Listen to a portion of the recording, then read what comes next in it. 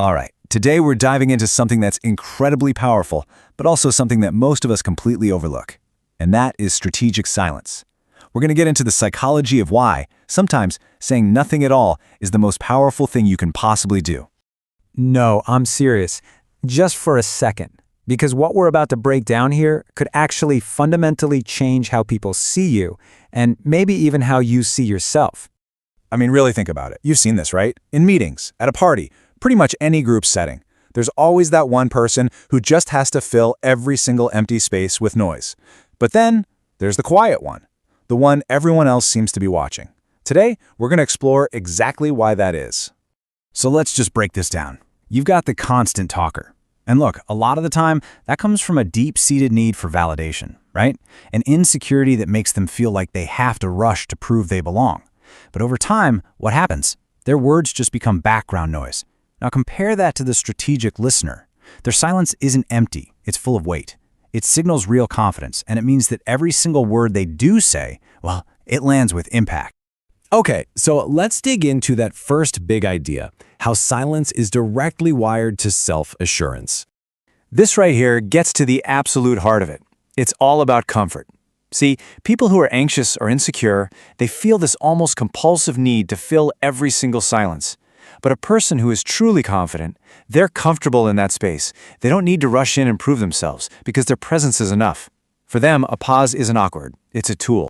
And this illustrates the subconscious effect perfectly. When you hold back, when you don't immediately jump in to react, you're sending out this nonverbal message of composure.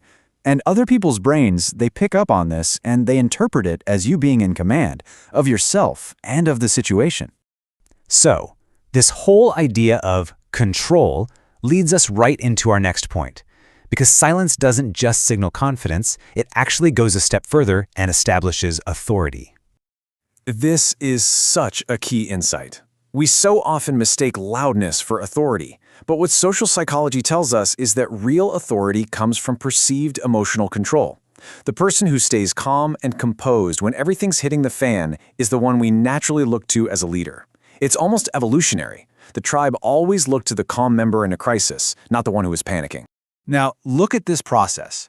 When chaos breaks out, a reactive person jumps straight from step 1 to step 4, and they often make things way worse. But a leader? A leader introduces two critical steps right in the middle. They pause and they think. That tiny moment of silence is exactly where their authority is forged. It shows everyone that they aren't being controlled by the situation. They are controlling their response to it. You know, by not revealing your thoughts immediately, you kind of make people wonder, what are they thinking? And this curiosity, it naturally blossoms into a form of respect. They lean in, they wait for your response, because their silence has already suggested that whatever you say is going to be a thoughtful one. And this leads us perfectly into our third pillar, the perceived value of what you actually say. We see the scarcity effect literally everywhere, right? From diamonds to limited edition sneakers. But it applies just as powerfully to communication. If your words are constantly flowing, if they're always available, they become common. They lose their value. Here's the bottom line on this. When you make your words a scarce resource, you automatically increase their worth. So when you finally do speak, people just instinctively feel that it must be for a good reason. They stop, they listen, and your words become these memorable events instead of just more noise. Okay, so we've covered all of the why, so now let's get practical. Let's dive into the how. How can you actually start applying this in your daily life? Now, this isn't about being rude. It's about being intentional. So try this. The next time you're asked a question, just pause for 1 single second before you answer, and resist that urge to over-explain. A simple, confident statement is way more powerful. If you're in a tough conversation, state your point, and then just stop. Let the silence do the work for you. I'm telling you, this is a skill, and with a little practice, you'll feel the dynamic in the room shift almost immediately. So as we start to wrap this up, what is the single most important idea to take away from all of this? Let's just be really clear. For generations, we've been taught to view silence as passivity or even weakness. But what psychology shows us is that the absolute opposite is true. Choosing silence, using it as a tool, that is a profound act of emotional intelligence and self-control.